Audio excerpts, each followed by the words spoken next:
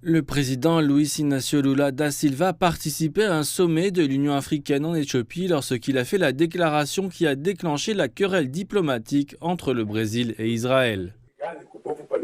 Ce qui se passe dans la bande de Gaza avec le peuple palestinien n'a pas d'équivalent dans d'autres moments de l'histoire. En fait, cela a existé lorsqu'Hitler a décidé de tuer les Juifs. Le Premier ministre israélien, Benjamin Netanyahou, a réagi le même jour.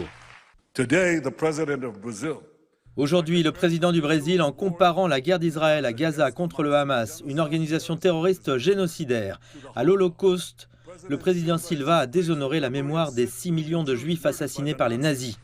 Et il a diabolisé l'État juif comme le plus virulent des antisémites. Il devrait avoir honte.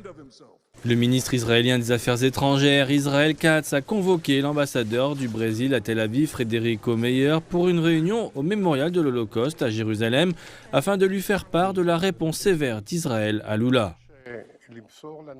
Je voudrais informer le président en mon nom et au nom des citoyens d'Israël que nous ne pardonnerons pas et qu'il est persona non grata en Israël jusqu'à ce qu'il se rétracte et s'excuse pour ses mots. L'ambassadeur brésilien, qui ne parle pas l'hébreu, n'a appris que plus tard ce que Katz avait dit dans sa réprimande publique. Le Brésil a alors rappelé l'ambassadeur Meyer au Brésil pour des consultations. Le ministre brésilien des Affaires étrangères, Mario Vieira, a convoqué l'ambassadeur d'Israël, Daniel Zonchin, pour une rencontre privée afin d'exprimer le mécontentement du Brésil. La déclaration du président Lula da Silva a suscité une vive controverse au Brésil également. Même certains membres de la gauche ont critiqué les propos de Lula, mais les réactions les plus fortes sont venues des organisations juives du pays et des groupes de droite, en particulier ceux liés aux chrétiens évangéliques.